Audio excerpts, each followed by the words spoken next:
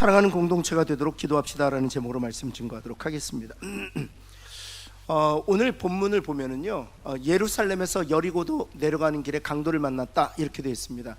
오늘 본문의 시작은 예루살렘에서 여리고로 내려가는 길에 강도를 만났다. 예루살렘은 약 한 900m 산 위에 있습니다. 그 도시 자체가 우리 승악산이 450m니까 900m면 얼마나 높아요, 그렇죠? 승악산이 한 2배 정도 되는 것이니까 그 높은 산 위에 도시가 형성되어 있습니다. 우리가 흔히 생각할 때 산 위에 어떻게 도시가 세워지지 이런 생각을 하게 될 거예요. 근데 왜냐하면 우리 한국 산은 다 이렇게 되어 있습니다. 한국 산은. 근데 이 이스라엘이나 바로 그 옆에 있는 요르단은 산이 어떻게 되어 있냐면 이렇게 되어 있습니다. 이렇게 되어 있습니다. 예, 산이 달라요. 산의 모습이 달라요. 산이 이렇게 되어 있어요. 이렇게. 그래서 어찌 보면 산인 줄 잘 몰라요. 왜냐하면 그 분지 위에 살고 있기 때문에. 그래서 900m 산 위에 평지에 예루살렘이 세워져 있다는 것이죠. 나중에 좀 예루살렘을 좀 자세히 볼 기회가 있으면 그때 다시 한번 보기로 하고요. 그 예루살렘 산 위에 겟세마네 동산이 있고 막 이러잖아요. 그 산 위에 또 구릉이 있는 거예요. 그게 이제 겟세마네 동산인 거죠. 여러분, 하여튼 예루살렘은 한 900m 산 위에 있는 도시고요. 여리고는 내려와 있습니다. 내려와 있습니다. 혹시 여러분 사해가 해발보다 높을까요? 같을까요? 낮을까요? 낮아요. 해발보다, 바다 수면보다 사해는 훨씬 낮아요. 근데 바로 여리고는 사해 옆에 있는 동네예요.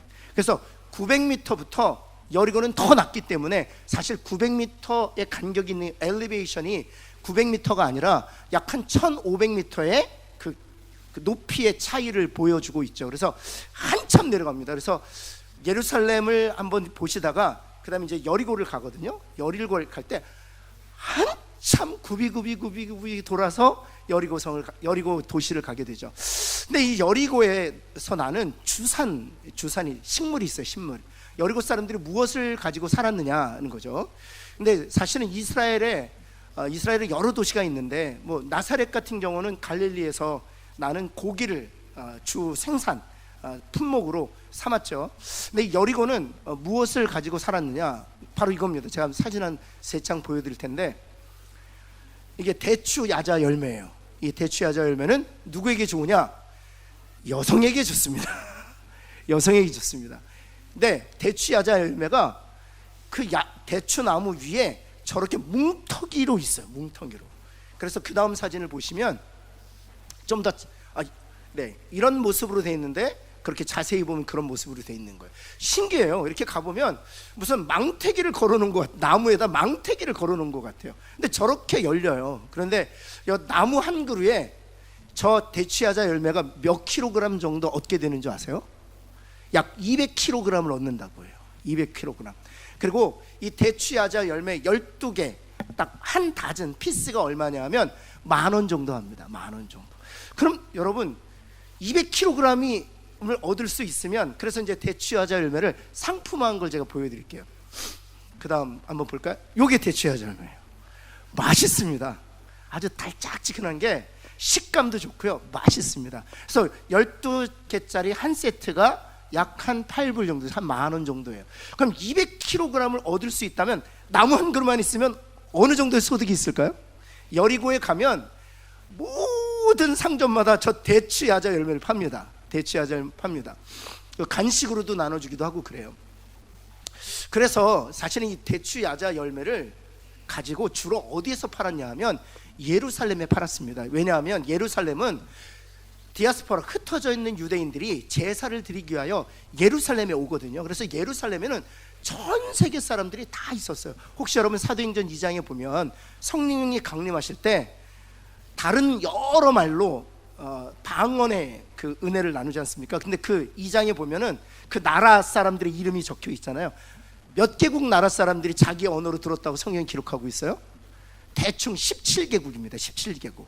거기에 적혀 있는 것만 보면 17개국 사람들이 자기가 태어난 그 나라 말로 들었다, 하나님의 크신 일을 들었다, 이렇게 되어 있습니다. 그래서 예루살렘에는 정말 전 세계 흩어졌던 디아스포라, 그런데 그 디아스포라인데 유대인인데도 히브리 말 못하고, 왜냐하면 외국에서 태어났기 때문에 마치 일본에서 태어난 2세, 뭐 미국에서 태어난 2세처럼 한국말 잘 못하는데 영어 잘하고 일본어 잘하는 그런 경우인 거죠. 그래서 전 세계 사람들이 와서 유대인이라는 이름 때문에 성전에서 제사를 드리는 거예요. 그래서 어디서 장사가 잘 되겠습니까? 예루살렘에서 장사가 잘 되는 거예요. 왜냐하면 여러분, 예루살렘에까지 와가지고 제사를 드릴 정도면은요, 돈이 있겠어요, 없겠어요? 옆에 있는 분에게 한번, 우리 한번 손들어. 예루살렘 가보신 분? 없잖아요. 별로 없잖아요. 예루살렘 가려면 시간이 좀 있어야 돼요. 그렇죠? 시간이 좀 있어야 돼요. 그리고 만만치 않냐는 여비도 듭니다. 이게 쉽지 않아요. 근데 여러분, 예루살렘에 가서 제사 드린다고 생각하면 제사 드리는 비용은 또 얼마나 비싸겠어요. 소를 드릴 수도 있고 양을 드릴 수도 있잖아요. 그리고 양 한 마리당 한 명당 한 마리 드려야 돼요. 가족당 한 마리 드리면 안 돼요. 그래서 네 가족이 갔다 그럼 양 몇 마리를 써야 돼요? 네 마리 써요. 그러니까 어느 정도 그 여유가 있는 사람들이 그곳에 와서 제사 드리고 그랬거든요. 그래서 비즈니스 하기에 딱 좋은 곳이에요. 우리가 잘 아는 것처럼 베드로도 그 사도행전 3장에 보면 어디에 앉아서 구걸하던 사람을 고쳐줘요? 성전 미문. 그 미문이라는 게 아름다울 미, beautiful door라는 이름이 붙어있는 그곳에 앉아서 구걸하고 있었잖아요. 왜냐하면 돈 많은 사람들이 제사 드리러 가니까. 그래서 그 앞에서 구걸하고 있었던 것이죠. 그래서 여러분, 예루살렘에서는 비즈니스가 아주 잘 됐어요. 지금도 마찬가지죠. 지금도 예루살렘에 가면 비즈니스가 제일 잘 됩니다. 전 세계의 관광객들이 쏟아져 들어오기 때문에. 저는 여름에 갔기 때문에 성묘교회라고 예수님께서 골고다 언덕에 십자가 꽂혀 있는 데 있죠. 가보시면 정말 놀랄 거예요.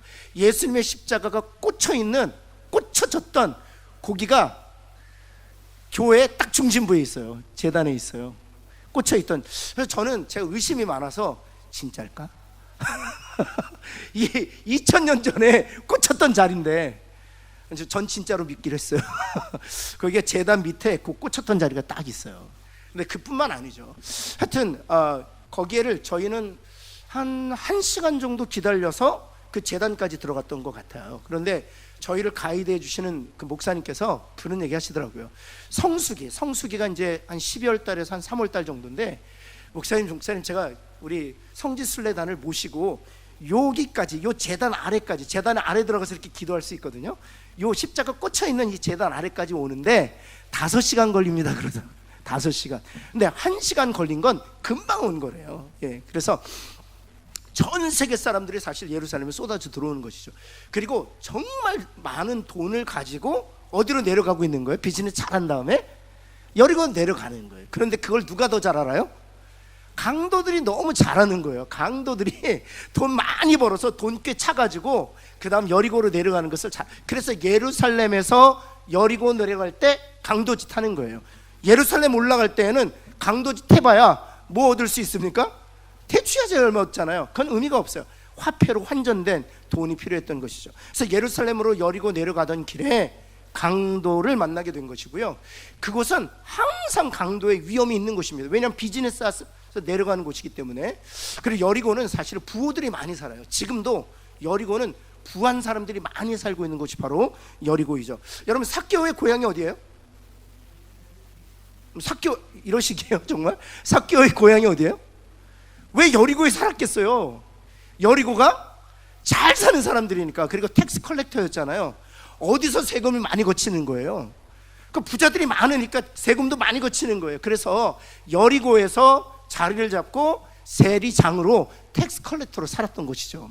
그래서 여리고는 정말 잘 사는 동네였다. 근데 그 부호가 이 대추야절매 비즈니스 하고 판돈 가지고 내려오다가 강도 만났다, 그런 것이죠. 그는 분명히 유대인이었습니다. 여러분, 그런데 오늘 이 본문을 통해서 여러분, 하나님께서 우리에게 이렇게 말씀하세요. 먼저 요한 1서 3장 18절 말씀 읽고 우리 한번 오늘 본문의 말씀 통해서 함께 은혜를 하고 같이 한번 읽을까요? 시작. 네, 올 한해 이렇게 우리가 살았으면 좋겠어요. 옆에 있는 분, 말과 혀로만 사랑하지 말고 행함과 진실로 사랑하자. 한번 할까요? 여기 부모님들, 아이들 말과 혀로만 사랑하지 말고 행함과 진실함으로 사랑하십시오. 우리 자녀들도 마찬가지예요. 여러분, 카이네이션으로 퉁칠 생각하지 말고 정말 행함과 진실함으로 여기 행함과 진실함이라는 것은 행함으로 사랑해야 된다를 먼저 말씀. 말로만 혀로만 사랑하지 말고 행함으로 사랑해야 된다는 거예요. 그런데 진실함이 들어간 이유가 있습니다. 행하는데 뭐가 결여되어 있는 거예요? 기계적인 거예요. 진실함이 없는 거예요. 행하는데 보이려고 하는 거예요.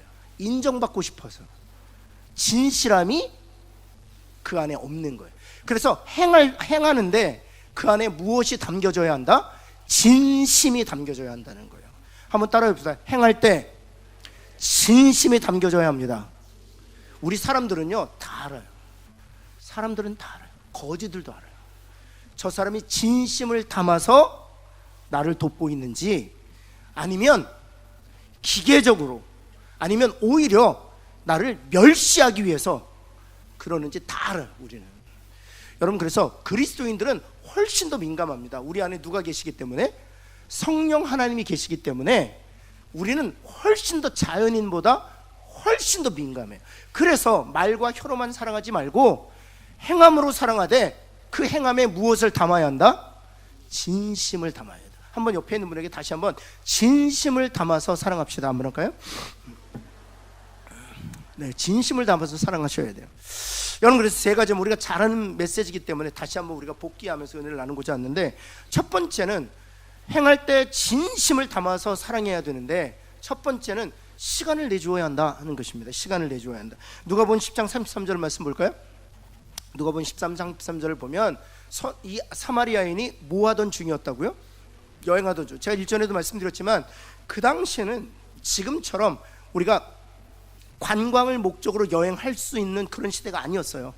그런 시대는 관광을 목적으로 여행할 수 있는 사람들은 왕족들이나 가능했습니다. 일반인들이 여행하는 것은 다 비즈니스 출입이었어요. 비즈니스 출입, 사업차 여행하는 것입니다. 그래서 여행하는 중 거기 이르렀다는 것은 무엇입니까? 이 사마리아인이 사업차 그곳에 들렀다는 것입니다. 많은 분들이 이런 얘기를 하시더라고요. 저도 그 이스라엘 가기 전에는 이스라엘 사람들과 아랍 사람들이 어떻게 살고 있는가 잘 몰랐어요. 잘 몰랐어요. 지금 뭐 하마스라는 단어 들어보셨죠? 이 가자 지구라고 해서, 여러분 지금 이스라엘 사람들이, 이스라엘이 이스라엘 국토의 95%를 장악하고 있습니다. 다 유대인들이 살아요. 그런데 그 이스라엘 지역 중에 특정한 지역들이 있어요. 예를 들어서 베들레헴. 이 베들레헴은 아랍 사람들이 살고 있습니다. 세겜, 그 여호수아의 본거지가 됐던 세겜, 아랍 사람들이 살고 있습니다. 어떻게 살고 있냐면, 베들레헴이 있잖아요. 베들레헴이 있으면 360도로 큰 울타리를 쳐놨어요. 큰 장벽을 쳐놨어요. 베들레헴 주위를. 그러니까 이런 거예요. 신평동 주위로 큰 장벽, 한 2m에서 3m 되는 큰 철의 장벽을 세워놨어요.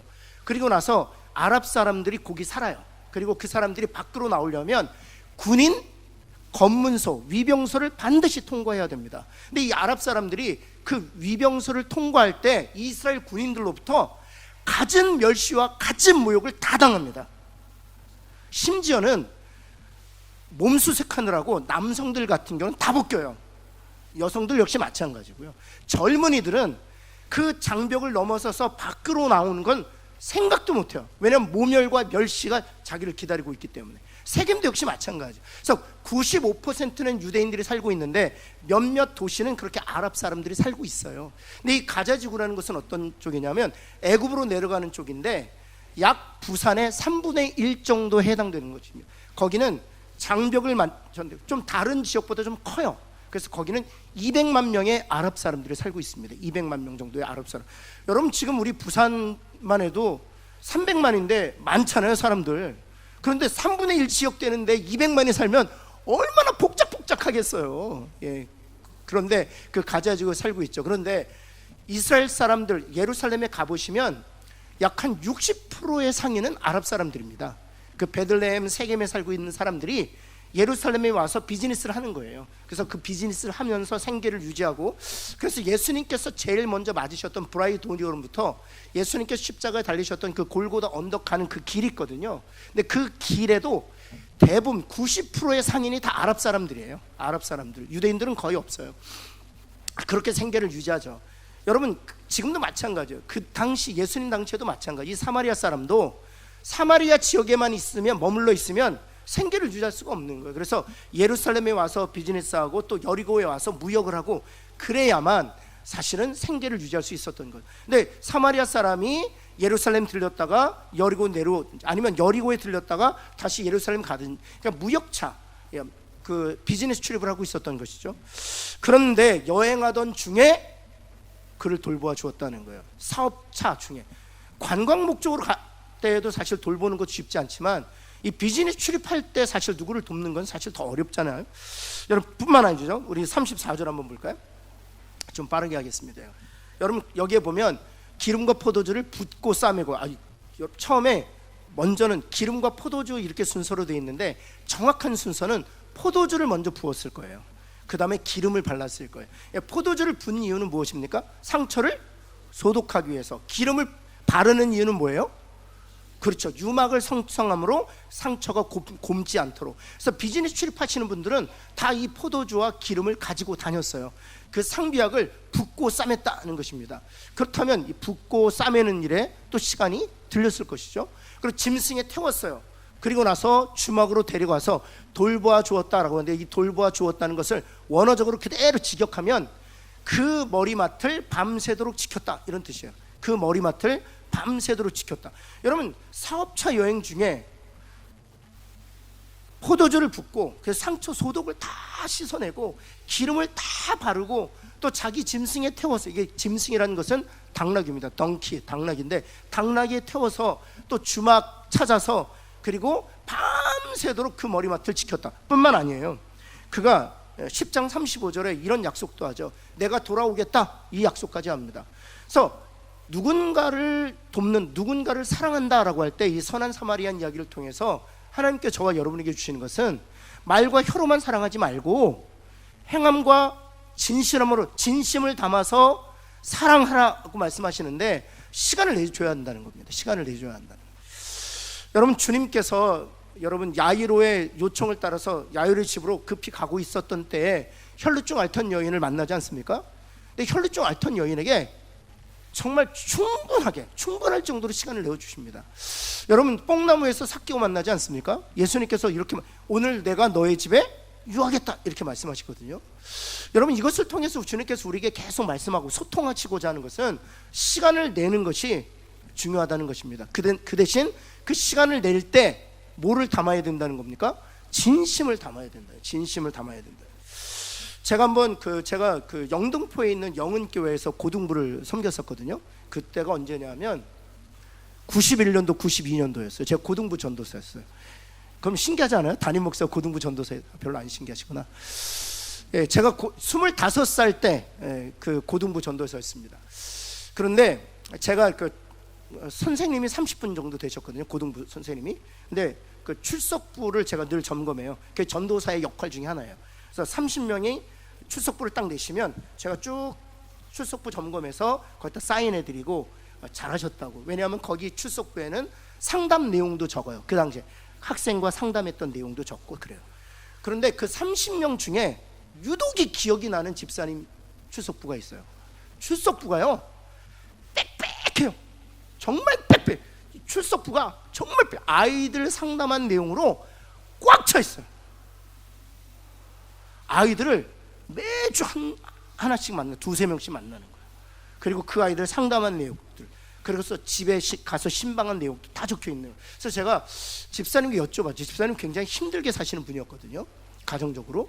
집사님 어떻게 이렇게 시간을 내서 아이들 이렇게 신방을 칠 수 있냐고 개인적으로 1대1로 물었더니 집사님이 이런 얘기를 하시더라고요. 목사님 제가 하나님 앞에 시간의 11조를 드려야 되겠다고 결심했다는 거예요. 제가 그때 11조에 시간의 11조가 있다는 걸 처음 알았어요. 그런데 맞잖아요. 하나님께서 주신 전부가 물질만이 아니잖아요. 시간도 하나님의 것이구나. 어떤 분들은 11조 시간의 11조. 제가 보니까 시간의 11조 드리는 게 쉽지 않아요. 여러분 하루가 24시간이잖아요. 그럼 몇 시간 드려야 돼요? 계산 안 하실 거죠? 2시간 40분 드려야 돼요. 24시간이면 2시간 40분 드리는 거예요. 그럼 일주일이면 적어도 15시간을 드리는 거예요. 근데 제가 집사님께 여쭈었어요. 시간의 11조를 어떻게 드려요? 제가 10의 2조씩 드리고 계시더라고요. 정확하게. 사랑하는 성도 여러분, 정말 하나님께서 그 선생님을 기뻐하지 않으시겠어요? 그래서 보면 그분은 그 교회 교사로서 거의 전설적 인물이에요. 왜 전설적 인물인 줄 아세요? 그 반에 들어간 아이들은 하나같이 다 변화되고요, 하나같이 잘 됩니다. 왜냐하면 시간의 11조를 들여서 그 아이를 위해서 기도합니다. 매일 2시간씩 그 아이들 이름 불러가면서 기도해요. 그리고 나머지 시간들 상담해요. 가정에 찾아가서 함께 떡볶이 먹으면서 울면서 오뎅 먹으면서 사랑을 나눠요. 어떻게 아이들이 변화되지 않겠어요? 제가 시간이 11조 있다는 사실 너무 제가 도전을 받았어요. 사랑하는 성도 여러분, 말과 혀로만 사랑할 것이 아니라 시간을 진심을 담아서 내어주는 저와 여러분 되기를 예수 그리스도에 축원합니다. 그럼 사람의 생명을 살릴 수 있는 거예요. 여러분, 두 번째, 뭐 잘하는 것처럼 재물도 나눠야 한다는 것이죠. 여러분 33절 한번 볼까요? 33절 말씀에 보면 그를 보고 불쌍히 여겼다. 불쌍히 여기는 거 중요합니다. 그런데 거기서 끝나지 않았다는 거예요. 34절 말씀에 보면 기름과 포도주를 부었다. 이미 설명드렸습니다. 그리고 그 다음 보면 우리 34절 계속 보여주세요. 34절 계속 몇 개를 더 보아야 되는데, 바로 전체 기름과 포도주를 부었을 뿐만 아니라 자기 짐승에 태웠다 이렇게 돼 있지 않습니까? 여러분, 지금 이 강도 만난 자의 상태가 어떻습니까? 포도주 붓고, 그럼 포도주 부었으면 피와 포도주 색깔이 무슨 색깔이에요? 피도 빨간색, 포도주 색깔도 빨간색, 온몸이 빨간색이에요. 그 다음에 거기 위에다 뭘 발랐어요? 여러분, 빨간색과 기름이 범벅이 돼 있는 거예요. 그럼 여러분 차에 태우시겠어요?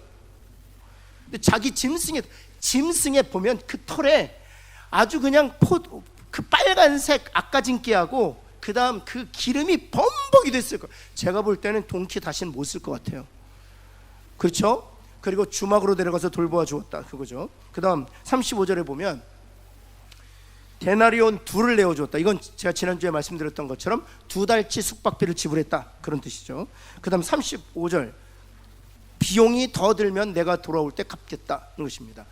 여러분, 사랑이란 뭐냐? 말과 혀로만 사랑하는 것이 아니라 이 재물 또한 진심을 담아서 나눠야 한다는 것입니다.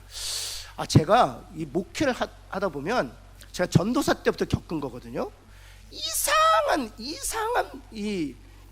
그 교회에 이 재물 가지고 섬기는 것을 막는 이상한 기류가 있습니다.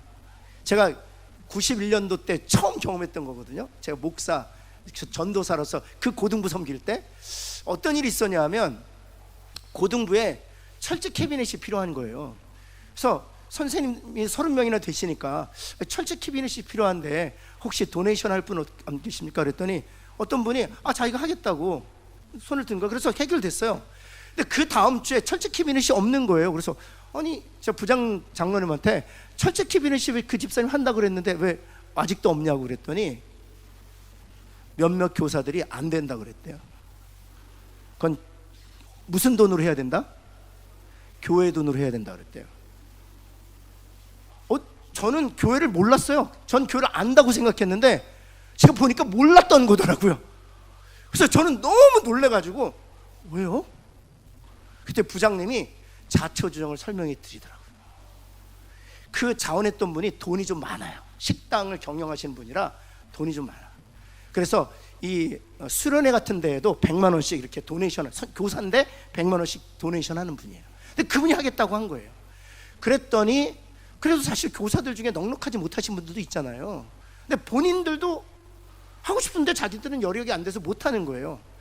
그래서 부장님이 어떻게 결정을 하셨느냐, 그냥 평균적으로 교회 돈으로 하자 이렇게 버린 거예요. 제가 그 얘기를 들으면서 이게 한편으로는 옳고 한편으로는 틀리구나 이런 생각을 했어요. 그것이 제가 우리 교회를 처음 경험한 것이고요. 지금까지 91년도에 제가 전도사가 됐으니까 몇 년입니까? 지금 30몇 년이죠. 30몇 년 동안 목회하면서 이런 일을 수없이도 봅니다. 우리 교회 와서도 많이 봐요. 정말 많이 봅니다. 이렇게 하나님 주신 은혜가 있어서 재물 가지고 섬기려고 하는데 눈치가 보여요. 오늘은 내가 좀 털어서 대접하고 싶은데 눈치가 보이는 거예요. 여러분 한번 옆에 있는 분에게 한번 이렇게 합시다. 눈치 보지 말고 진심을 사랑합시다. 한번 할까요?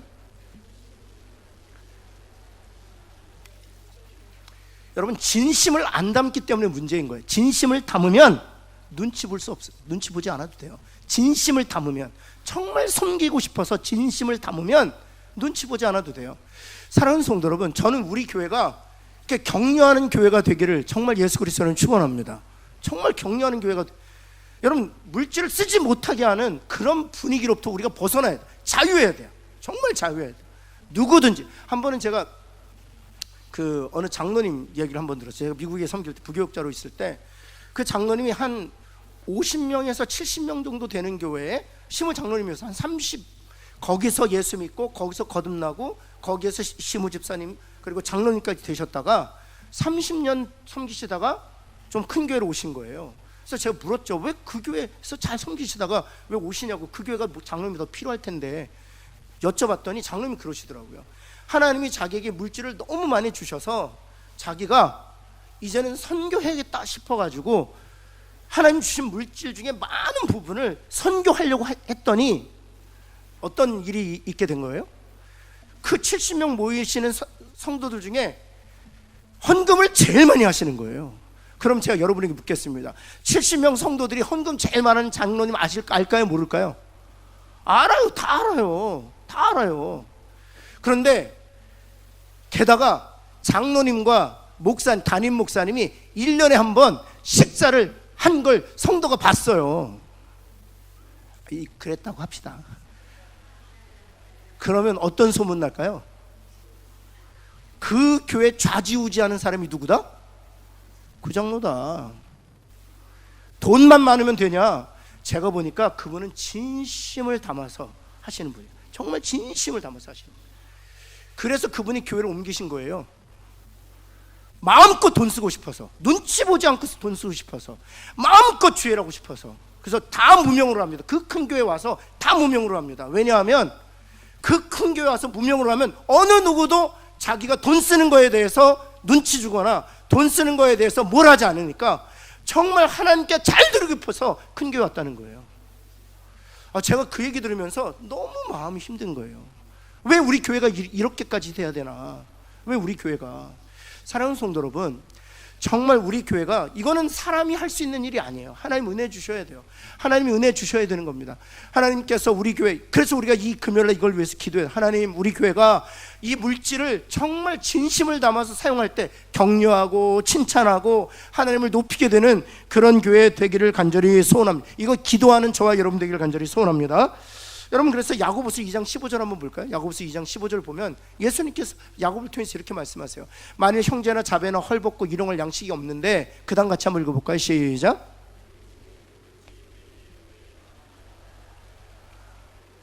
말로만 하는 거예요. 말과 혀로만 하는 거예요. 평안히 가라, 덥게 하라, 배부르게 하라. 그러니까 말로만 하는 거예요. 말로 혀로만. 그 몸에 쓸 것을 주지 아니하면 무슨 유익이 있냐 하는 거예요. 재물을 들여서 써야 된다는 거예요. 사랑하는 성도 여러분, 정말 우리 교회가 그런 교회 되기를 예수 그리스도의 이름으로 다시 한번 축원합니다. 초대교회 보세요. 초대교회는 자기의 재산을 팔아서 가난이들, 궁핍한 자들 도왔잖아요. 여러분, 세 번째 마지막인데, 변화된 관점을 가져야 된다는 것입니다. 이 사실 선한 사마리아의 이야기는 우리가 잘 아는 것처럼 그 랍비의 질문으로부터 시작하지 않습니까? 근데 이 랍비가 가졌던, 이 유대인들이 가졌던 관점이 이런 관점이에요. 29절 말씀 볼까요? 율법 교사의 관점. 내 이웃이 누구냐? 하는 거예요. 내 이웃이 누구냐? 하는 거예요. 내 이웃이 누구냐? 그런데 주님의 관점을 한번 보실까요? 주님의 관점 36절 한번 보시겠습니다. 누가 강도 만난 자의 이웃이냐? 누가 강도 만난 자의 이웃이냐? 이 관점이 어떤 면에서 다른 것입니까? 율법 교사의 관점은 나예요. 내가 중심이 돼서 내 이웃이 누구지? 하는 거예요. 그리고 거기에서 보면 자기를 옳게 보이려고 하는 의도로 내 이웃이 누굽니까? 라고 묻습니다. 내 이웃이 누구지? 내가 도울게. 여전히 내가 중심이 되어 있다. 근데 주님의 관점은 강도 만난 자가 생각할 때 이웃이 누구냐라고 묻는다. 강도 만난 자가 중심에 있다는 사실이에요. 이 관점이 굉장히 다릅니다. 그 마틴 루터 킹이라는 그 미국의 흑인 운동가가 있어요. 근데 그가 이렇게 흑인들의 삶의 질을 높이는데 이렇게 자기의 전생애를 헌신했던 그 이유가 바로 이 선한 사마리아인 비유였다고 그러더라고요. 이것 때문에. 왜냐하면 미국에 살고 있는 흑인들은 강도 만난 자들인 거예요. 강도 만난 자, 피를 철철 흘리고 있는 거예요. 여러분, 그래서 이 강도 만난 자들을 내가 도와야 되겠다 하는데 이 본문을 읽는데 어떻게 읽게 됐냐면 그 관점을 밟게 돼. 누가 내어주시지? 여러분, 백인들은요 정말 잘 돕습니다. 그래서 흑인들 보면 아유 저 불쌍한 내 이웃들, 그런 거예요. 근데 재밌는 거는 흑인들의 입장에서 이웃이 누구냐? 그럼 백인이라고 이웃이라고 얘기하지 않아요. 항상 백인이 중심이 되어 있는 거예요. 그리고 흑인은 도와야 될 대상인 거예요. 이 관점이 바뀌지 아니하면 우리는 시간도 못 내주고요, 관점이 바뀌지 아니하면 재물도 못 내주는 거예요. 그래서 그가 이걸 어떻게 적용했냐면 이렇게 적용했습니다. 내가 만약 저 흑인들을 위해서 내 삶을 헌신하면 나는 어떻게 될까? 이게 나 중심의 관점이에요. 내가 지금 저 사람을 도우면 내가 어떤 손해를, 내가 대가를 지불해야 되지? 이게 나에 대한 관점이에요. 내가 지금 시간을 내주면 내가 지금 그 시간을, 내가 정말 중요한 시간인데 내가 시간을 내주면 나는 어떻게 되지? 내가 중심이 되는 거예요. 재물도 역시 마찬가지예요. 여러분, 그런데 그가 뭐라고 말하고 있냐면 내가 저 사람들을 도와주지 아니하면 저 사람들은 어떻게 될까? 이걸 생각해야 된다는 거예요. 내가 어떻게 될까가 아니라 내가 저들의 삶의 질을 높이기 위하여 내가 헌신하지 않으면 저들은 어떻게 될 것인가? 이런 관점이 바뀌어야 된다는 것이죠. 맞죠? 내가 시간을 내고 내가 재물을 내어주면 내 사업 망치고, 그리고 기름과 포도주 다 낭비하는 것이고, 되내려온 둘까지 내어주고 그래야 되는데 시간과 재물이 낭비되는 생각을 한다면 강도 만난 자를 도울 수 없다는 것입니다. 그런데 선한 사마리아 어떤 생각을 했느냐? 내가 만약 모른 척하고 지나가면 저 사람은 어떻게 되겠느냐? 그 사람을 중심으로 두었다는 것이죠. 여러분, 이와 같이 이 관점의 변화가 있을 때 비로소 시간, 재물을 낼 때 진심을 담을 수 있다는 것입니다. 그런데 제가 종종 곰곰이 생각해 봤어요. 시간을 내주고 재물도 내주고 변화된 관점으로 정말 진심을 담아서 사랑하는 게 우리가 가능할까? 제가 설교를 다 준비하고 나서 이 질문을 저에게 던져봤어요. 내가 진심을 담아서 시간 내줄 수 있을까? 내가 정말 진심을 담아서 우리 교회가 재물을 쓰면 제가 말씀드린 격려하고 눈치 안 주고 막 축복하고 이럴 수 있을까? 이게 될까? 이게 정말 우리가 갖고 있는 그 감옥으로부터 우리가 자유케 될 수 있을까? 그리고 정말 우리가 변화된 관점으로 그렇게 진심을 담아서 사랑할 수 있을까? 정답은 없다요. 없다. 우리 못한다. 절대로 안 된다. 한번 제가 예언하겠어요. 절대로 우리 못한다. 절대로. 옆에 있는 분이 당신도 못하고 나도 못한다. 한번 할까요? 그냥 말씀만 좋을 뿐이에요. 그냥 말씀 듣고 너무 좋다, 나도 그렇게 살면 좋겠고 교회도 그냥 생각만 그런 거예요. 우린 못한다. 제가 듣고 나서 낙심이 됐어요. 한편은 정말 낙심이 됐어요. 진짜 이건 불가능하다. 우리 집에서도 불가능하다. 제가요, 저희 아내를 제 아내가 요즘에 좀 이렇게 공부도 하고 그러고 있거든요. 근데 도와달라는 거예요. 얼마나 짜증이 나는지 모르겠어요. 짜증이 확. 그래도 요즘에는 그렇게 이제 공부에 익숙하셔서 그렇게 도움을 많이 요청하진 않는데 2, 3년 전만 해도 제가 이렇게 집에서 쉬고 있잖아. 여보, PPT 어떻게 만들어? 미치겠는 거예요. 막 이제 좀 릴렉스하고 잠 좀 자려고 그러면 여보, 이 커서가 안 움직여. 그냥 가가지고 꿀밤을 때려줄 거야. 컴퓨터에 컴자도 모르냐 정말. 여보, 오늘은 여보 USB 어디다 꽂아? 꽂지마.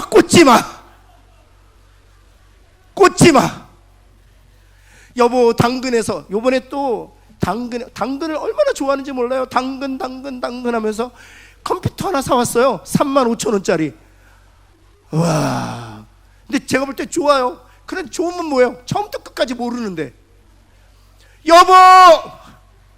사지 마라. 사지 마. 여러분, 가정에서도 안 돼요. 시간을 내주는 거 안 됩니다. 시간을 내주는데 아내는 모르겠어요? 제가 기계적으로 내고 정말 신경질 나서 내주는데 모르겠어요? 재물을 내준다고요? 오늘은 당신이 점심 사. 왜 내가 사? 네가 사. 가정에서도 어려워요. 못한다. 여러분, 제가 설교는 하지만 내가 아내를 돕지 않으면 저 사람은 어떻게 할까? 이 생각이 안 든다니까요. 어떤 생각이 드냐? 왜 내 시간을 뺏는 거야? 이 생각밖에 안 나요. 그냥 조용히 하지. 이런 생각밖에 안 난다고요. 옆에 있는 분에게 너도 못하고 나도 못한다 한번 할까요? 그럼 하지 말까요? 하지 말까요? 아니에요.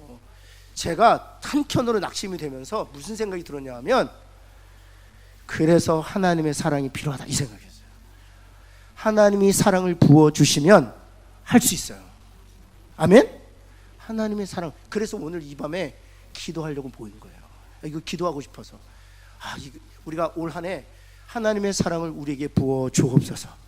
그런데 우리가 할 수 없는 일 우리가 할 수 있도록 하나님 도와주옵소서. 다 넘어갈 수 있어요. 오늘 말씀 생각하면서 우리 함께 기도하고 우리 함께 말씀 나누겠습니다.